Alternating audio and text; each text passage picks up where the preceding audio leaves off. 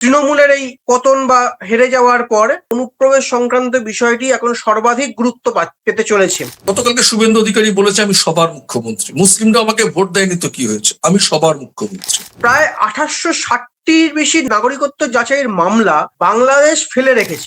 2020 সাল থেকে ভারতের বিভিন্ন জেলে সংখ্যাটা 456 জনের বেশি বাংলাদেশি নাগরিক অবৈধ অনুপ্রবেশের কারণে বন্দী রয়েছে। এই যে অনুপ্রবেশ সংক্রান্ত প্রায় 450 বেশি বাংলাদেশি নাগরিক ভারতে বন্দী, বিভিন্ন জেলে বন্দী, এই বিষয়ে একাধিকবার দিল্লির তরফ থেকে ঢাকাকে বিভিন্ন রকম বার্তা দেওয়া হয়েছে, নোট পাঠানো হয়েছে, কিন্তু তা সত্ত্বেও অনুপ্রবেশকারীদের বা অনুপ্রবেশকারী যাদের রয়েছেন জেলে বন্দী তাদের ফেরানোর জন্য ঢাকা কোনো কার্যকর পদক্ষেপ করেনি বলেই দিল্লির অভিযোগ। সম্প্রতি নয়াদিল্লিতে বিদেশ মন্ত্রকের মুখপাত্র রণধীর জয়সওয়াল এক প্রেস বিবৃতিতে জানিয়েছেন যে 2020 সালের সেপ্টেম্বর থেকে যে এই বেশি মানুষ, 450 বেশি মানুষ বন্দী রয়েছেন, এজন্য প্রায় 1000-এর বেশি কূটনৈতিক নোট বাংলাদেশকে পাঠানো হয়েছে। তাহলেও কেন বাংলাদেশ এখনো কোনো সঠিক পদক্ষেপ করছে না, বা এ বিষয়ে বর্তমান তারেক রহমান সরকারের ভূমিকাই বা কতটা?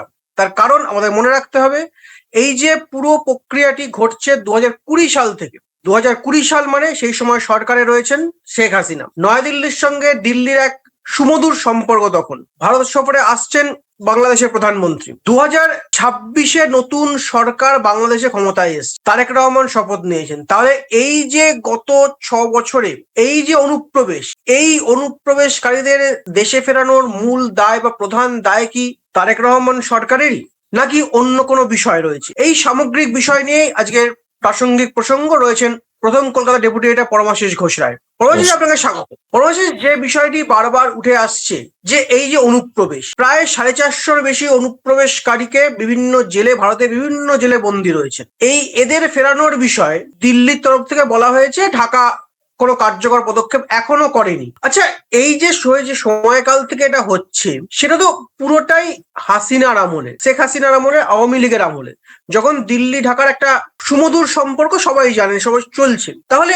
এই দায়টা এখন যে নতুন সরকার ক্ষমতায় এসছেন তার উপর কিভাবে বর্তাচ্ছে, বা তার ভূমিকা কতটা গুরুত্বপূর্ণ হয়ে উঠছে এখানে, কিভাবে বলবেন? দেখো, বিষয়টা যদি এইভাবে বলি যে 2024-এর 5ই আগস্ট আমরা দেখেছি, বাংলাদেশ দেখিয়েছে, তারপরে 18 মাসের অন্তর্বর্তী সরকার, তারপর সে দেশের জাতীয় নির্বাচন, আমরা 12ই ফেব্রুয়ারি দেখেছি নতুন সরকার গঠন হয়েছে। 2024-এর 5ই আগস্টের পর থেকে টিল ডেট আজকে 10ই মে 2026, ভারত এবং বাংলাদেশের যে সম্পর্কর অবনতি, টানাপোড়েন, বিতর্ক, সমাজ মাধ্যমে বিষোদ্গার, আমাদের দিক থেকে ওদিক থেকে সবকিছুর প্রেক্ষাপটেও কিন্তু সরকারি স্তরে দিল্লি এবং ঢাকা কিন্তু সম্পর্কে চিড় ধরলেও, যতটা চিড় ধরেছে তত কিন্তু পাশে থাকার উভয় দেশই বার্তা দিয়েছে দুদেশের দ্বিপাক্ষিক সম্পর্কের ক্ষেত্রে। তো সেই জায়গা থেকে যদি আমরা বলি যে এখন ধরো পশ্চিমবঙ্গে গত 4 মে ফলাফল বেরোনোর পর বাংলাদেশের গণমাধ্যমে, বাংলাদেশের কিছু মানুষের মনে, বিভিন্ন গণমাধ্যমও আমরা দেখছি তাদের মনে একটা আতঙ্ক সঞ্চারিত হচ্ছে যে পশ্চিমবঙ্গে মুসলিম সম্প্রদায়ের মানুষ কতটা ভালো থাকবে, তাদের নিশ্চিত জীবন তারা ধারণ করতে পারবে। তো জাতীয়তাবাদী মুসলিম যারা ভারতবর্ষে বসবাস করছেন, পশ্চিমবঙ্গে বসবাস করছেন, বিজেপির কেন্দ্রের সরকার এবং রাজ্যের যে নতুন সরকার গঠন হয়েছে, মুখ্যমন্ত্রী হয়েছেন শুভেন্দু অধিকারী, দলের সভাপতি হচ্ছেন শ্রমিক ভট্টাচার্য, তারা সব জায়গায় আশ্বস্ত করার চেষ্টা করছেন অফিসিয়াল যে, এবং গতকালকে শুভেন্দু অধিকারী বলেছে আমি সবার মুখ্যমন্ত্রী, মুসলিমরা আমাকে ভোট দেয়নি তো কি হয়েছে, আমি সবার মুখ্যমন্ত্রী, সব দিকের উন্নয়ন আমায় দেখতে হবে, এটা একটা মুখ্যমন্ত্রী হিসেবে তিনি বলেছেন। কিন্তু বিষয় যেটা হচ্ছে যে দুদেশের, দেখো দিল্লির স্বরাষ্ট্রমন্ত্রী, কেন্দ্রের স্বরাষ্ট্রমন্ত্রী বলেছে যে ভারত বাংলাদেশের সীমান্তে যে সীমান্ত পর্যায়ে যে কাঁটাতারের বেড়া, যে ইস্যুটা ভারত বাংলাদেশের সম্পর্ককে খারাপ করছে সব সময়, একটা অনুপ্রবেশ ইস্যু কথা নিয়ে, সেই জায়গায় যদি সহাবস্থানে ঐক্যমত্যের ভিত্তিতে কাঁটাতারের বেড়া দেওয়া যায়, তো সেই জায়গা থেকে এখন একটা উত্থাপন হচ্ছে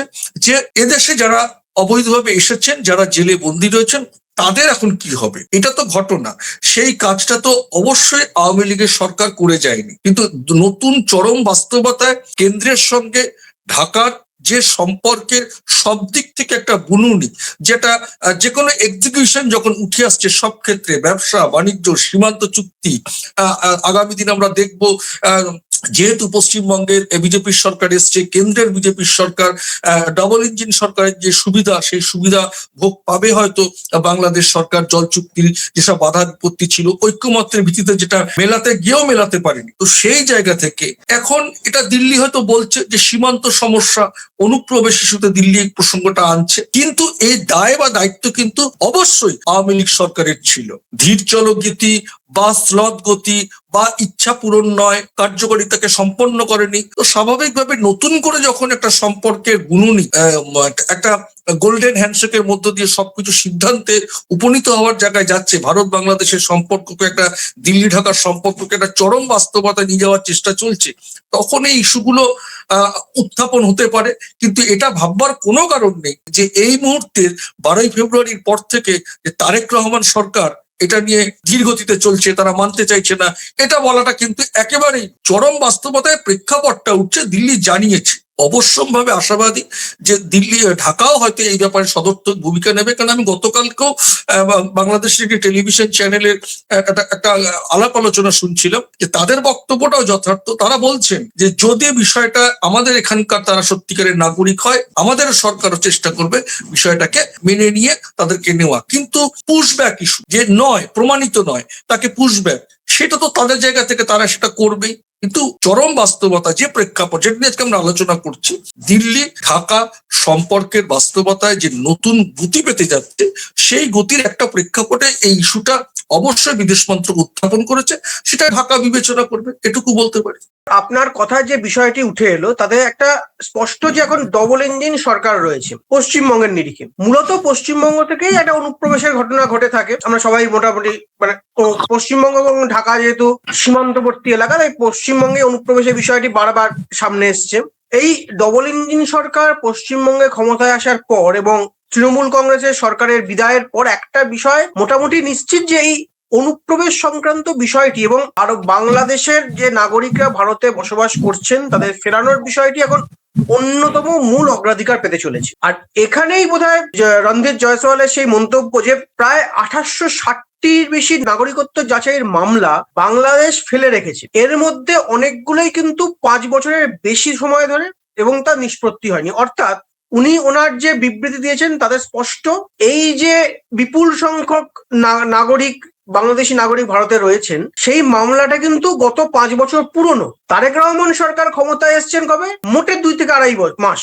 অর্থাৎ এই সময়কালের মধ্যে নতুন বিএনপি সরকারের কোনো ভূমিকাই ছিল না, যেখানে ছিল আওয়ামী লীগ সরকারের ভূমিকা। এই যে এখন প্রেক্ষাপট পরিবর্তন হচ্ছে, বাংলায় নতুন করে বিজেপি সরকার ক্ষমতায় এসছে, এর প্রেক্ষিতে এই দুই দেশের এখন হাইকমিশনার গিয়ে হয়েছেন বাংলাদেশের, ভারতের হাইকমিশনার নিযুক্ত হয়েছে দীনেশ ত্রিবেদী।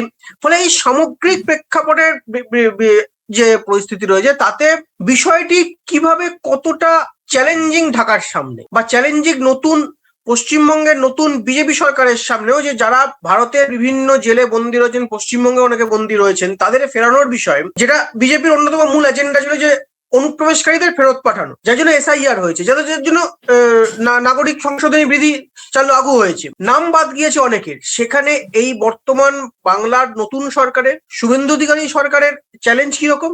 একই রকম ভাবে ঢাকার তারেক রহমান সরকারের কাছেও একটা চ্যালেঞ্জ কিরকম, কিভাবে বলবেন? দেখো, আন্তর্জাতিক প্রেক্ষাপটে যদি বিষয়টা দেখা হয়, যে শুভেন্দু অধিকারীর কাছে কিন্তু সীমান্ত সমস্যাটা কোনো চ্যালেঞ্জের বিষয় হয়ে দাঁড়াবে না। এটা বুঝতে হবে, তিনি রাজ্যের মুখ্যমন্ত্রী। বিষয়টি নীতি নির্ধারণের যেটা কলকাঠি নাড়া বা কার্যকারিতাকে এক্সিকিউশন করার মূল জায়গা হচ্ছে কিন্তু দিল্লির সরকার, মানে কেন্দ্রের সরকার। কেন্দ্রের সরকারের সঙ্গে রাজ্য সরকারের রাজনৈতিকভাবে একটা মিল খুঁজে পাওয়া যাচ্ছে, যে কেন্দ্রেও বিজেপি, রাজ্যেও বিজেপি। তো মতানৈক্য ফারাকটা কিন্তু থাকবে না বলে স্বাভাবিকভাবে শুভেন্দুর কাছে এটা চ্যালেঞ্জের বিষয় না, এটা স্মুথলি গড়াবে। কিন্তু চরম বাস্তবতায় যে বিষয়টা, সেটা হচ্ছে, দেখো, তুমি আমার প্রতি আস্থা রাখবে, আমি তোমার প্রতি আস্থা রাখবো, সেখানে কিন্তু কমা, জিজ্ঞাসা, লুকানো, ওপেনলি কিছু বলা না, সেই জায়গাটা যাতে না থাকে। দিল্লির সরকারের সঙ্গে ঢাকার সরকারের চরম বাস্তবতার ক্ষেত্রে সব দিকে ব্যবসা বাণিজ্য, সংস্কৃতি, শিক্ষা, সম্পর্ক, বিশেষ করে সীমান্ত সমস্যা, অনুপ্রবেশ ইস্যু এবং সীমান্তে যে আমরা গতকালও বোধহয় দেখেছি যে বিএসএফ এর গুলিতে একজন দুজন মারা গেছে ত্রিপুরার দিকে বা একটা অন্য কোথাও, সেটা আমি দেখছিলাম। তো এই যে সীমান্ত সমস্যার ইস্যুটা যদি আমি পরিষ্কারভাবে বার্তাটা না দিই বা তথ্যটা তুলে না ধরি, তাহলে তারাও কি করে বিষয়টাকে অনুধাবন করবে, তারাও বিশ্লেষণ, উভয় পক্ষের সঠিক তথ্যটা উপস্থাপিত করতে হবে, যেটা রণধীর জয়সওয়াল সাহেব করেছেন। বিষয়টা হচ্ছে পুরনো, 5 বছর 7 বছরের পুরনো, কিন্তু চরম বাস্তবতায় নতুন সরকার এসছে ক্ষমতায়। যেমন আমাদের পশ্চিমবঙ্গে নতুন ক্ষমতা এখন শুভেন্দু অধিকারী এসছে, তাকে তো চরম বাস্তবতায় দেখতে হবে কে কোথায় পোস্টিং ছিল, কে কি করেছে, কে দুর্নীতি করেছে, কোন কাজ করে আছে। মানুষকে যে কমিটমেন্ট দিয়েছিল, সেই কমিটমেন্ট পূরণ করতে তিনি যেমন কাজ করবেন, তো স্বাভাবিকভাবে বাংলাদেশের সরকারের সঙ্গে ভারত সরকার দিল্লি ঢাকার সম্পর্কে চরম বাস্তবতায় যে যা জিনিসের অগ্রগতি হবে, সেখানে যদি সঠিক তথ্য, সঠিক পড়ে থাকা কাজের একটা উত্থাপন, বিস্তারিত সাংবাদিক সম্মেলন করে জানানো, সেটা ঢাকাও জানলো, চরম বাস্তবতায় সেটা কতটা কি করা যায়, সেটা যদি মতৈক্যের ভিত্তিতে বিষয়টাকে সমস্যার সদর্থক ভূমিকা নিয়ে সমস্যার সমাধান করা যায়, তাহলেই তো ভারত ঢাকার সম্পর্ক, দিল্লি ঢাকার সম্পর্ককে একটা চরম বাস্তবতায় মানুষ সুন্দরভাবে দেখতে পাবে। সম্পর্কের নিরিখে ভারত এবং বাংলাদেশের সাধারণ মানুষের মধ্যে জীবনযাপন এবং সম্পর্কের গতি পাবে। তো এটা তুলে ধরেছেন এখন নতুন সরকার, তারেক রহমান সাহেব বিষয়টিকে বিচার বিশ্লেষণ করবেন। এটাই আমরা বলতে পারি। কেন বিষয় বিশ্লেষণ করবেন? দিল্লির সঙ্গে ঢাকার সম্পর্কে তারা কথা শুনছেন না, মানছেন না। এই জাতীয় সংলাপ যাতে আগামীতে না থাকে, চরম বাস্তবতায় দেশমন্ত্রী, বিদেশ মন্ত্রকের মুখপাত্র জানিয়েছেন তারা এটা বিচার বিশ্লেষণ করবে।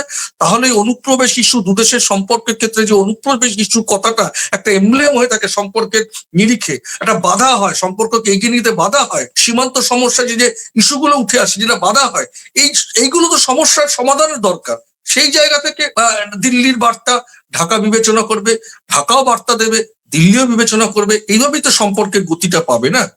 একদমই পরমাশি যেটা বলছিলেন যে বর্তমান পরিস্থিতির প্রেক্ষাপট বিচার করেই দুই দেশের এই অনুপ্রবেশ সংক্রান্ত বিষয়টি সমাধান করা হবে। আবার এটাও আমাদের মনে রাখতে হবে যে যারা অনুপ্রবেশকারীদের গ্রেফতার করা হয়েছে, জেলে রয়েছেন, তারা যে তথ্য, যে তাদের যে পরিচয় দেন, অনেক ক্ষেত্রেই ভুয়ো থাকে এবং সঠিকভাবে সঠিক তথ্য না পাওয়ার কারণেই ফেরত পাঠানো বা তদন্ত করা বা তদন্ত অগ্রসর হওয়ার বিষয়টি সমস্যা তৈরি হয়। একটি উদাহরণ বলা যেতে পারে, ধরুন বাংলাদেশের ঢাকার বা চট্টগ্রামের কোনো নাগরিককে এখানে অনুপ্রবেশ সংক্রান্ত বিষয় গ্রেপ্তার করা হলো, তিনি তার নাম বললেন, কিন্তু পরিচয়টা সঠিকভাবে নেই।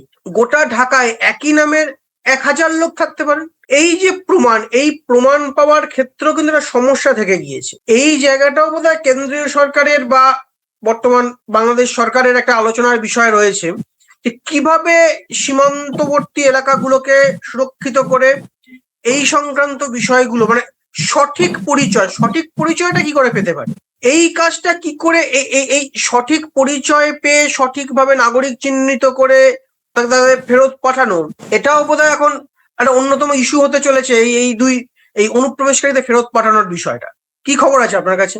দেখো, দিল্লি এবং ঢাকার এই বিষয়টাতে প্রযুক্তিগত কত সিস্টেমের মধ্যে যদি সরলীকরণ বা যোগাযোগটাকে প্রযুক্তিগতভাবে উত্থাপন করা হয়, তৈরি করা হয়, ঝাড়াই বাছাই, কিন্তু তাহলে খুব সহজেই বেরিয়ে আসতে পারবে। বাংলাদেশের কোনো নাগরিক এখানে এসে যদি ধরা পড়ে, সে যদি এখানটা ধরো জাল আধার কার্ড করে, ভোটার কার্ড করে সে রয়েছে, কিন্তু তার নাম বিভিন্ন, তুমি জানো যে এগুলো খুব কনফিডেন্সিয়াল ব্যাপার, এগুলো ধরে ফেলার, প্রযুক্তিগতভাবে ধরে ফেলার অনেক পন্থা। কেন বাংলাদেশের যারাই সত্যিকারের বাংলাদেশের নাগরিক, তাদের একটা ন্যাশনাল আইডি থাকে, সেই আইডি সূত্রে তার চোখের মনি, আঙুলের ছাপের বোধহয় একটা সংযুক্তিকরণ থাকে। তো স্বাভাবিকভাবে সেই ব্যক্তির সঙ্গে এখানকার কোনো ব্যক্তি যদি সে গোপনে এখানে অন্য কিছু করে সেটাকে ডিস্ট্রয় করে, তাহলে বিষয়টা প্রযুক্তিগতভাবে দুই দেশের বিদেশ মন্ত্রক, স্বরাষ্ট্র মন্ত্রক যদি একটু সচল ঠান্ডা ঘরে বসে আলাপ আলোচনা করে, তাহলে জিনিসটা কিন্তু আমার মনে হয় এটা খুব সহজ সরল ব্যাপার, তাকে আইডেন্টিফাই করা কোনো সমস্যার সমাধান হবে না। এখন বিষয়টা হচ্ছে এখানে অনেক ক্ষেত্রে কি হয় জানো, এটা অনেক ক্ষেত্রে ভোটের রাজনীতি, বিভিন্ন ইস্যু কাজ করেছে।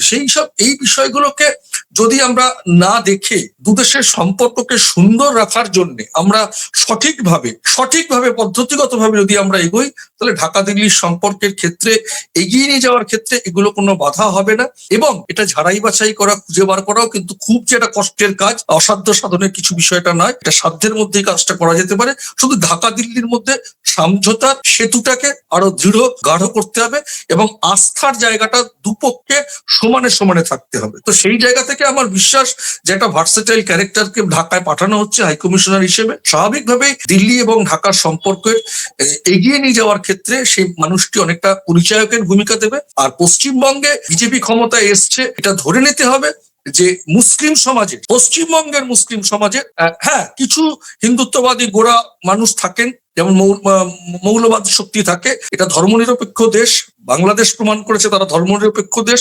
পশ্চিমবঙ্গেও বা ভারতেও সেই স্থিতিশীলতা, সেই সংস্কৃতি অবশ্য বজায় থাকবে আমি বিশ্বাস করি। যদি বজায় না থাকে, আমাদের কিন্তু সম্পর্কের খাতিরে, অধিকারের খাতিরে, বিভাজনের বিরুদ্ধে আমাদের লড়াই কিন্তু জারি থাকবে, আমাদের বক্তব্য জারি থাকবে। তো এটা আমরা বিশ্বাস করতে পারি ভারত বাংলাদেশের সম্পর্কের ক্ষেত্রে পশ্চিমবঙ্গের এই যে পালা পট পরিবর্তন, আমি বিশ্বাস করি সেটা ভারত বাংলাদেশের সম্পর্কের এগিয়ে নিয়ে যাওয়ার ক্ষেত্রে আরেকটু সদর্থক ভূমিকা নেবে বলে আমার বিশ্বাস।